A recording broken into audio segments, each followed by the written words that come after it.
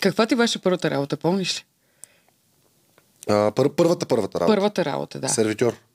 И колко пари, колко ти бяха първите изкарани пари?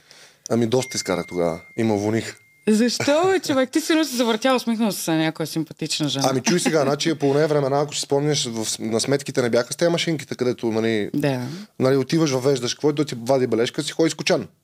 И записваш. И записваш. Да. В тия времена бях сервитьор още и аз работих с 7-8 сервитьорки в много голямо заведение на морето. И аз бях много надъхан. Първата ми работа, ходих, маздих се, правих някакви готини неща и изкарвах много пари бакшиши. В смисъл, наистина много. През една седмица бях направил 1000 лева. Примерно. Което е много. за ние времена, примерно това 2014-2015. То сега е много, пък камо ли, нали? На морето може да направиш повече сега, да. Но аз бях, още не знаех с жените как се работи. Взех, че казах на едно събрание пред всичките, че съм направил 1000 лева, защото едното момиче беше казал, че е направила вече 1000 лева за един месец. И аз, как така един месец, аз за една седмица ги направих.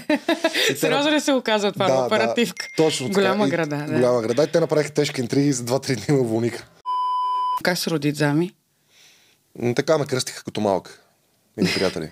Казаха, Дамяне, ти си Дзами, и те какво? И то вижте Дзами, и те ме гледат и викат, Дзами, верно си Дзами, и така стана. Има ли някой в твоето обкръжение, който още те нарича Дамян? Не, много малко хора.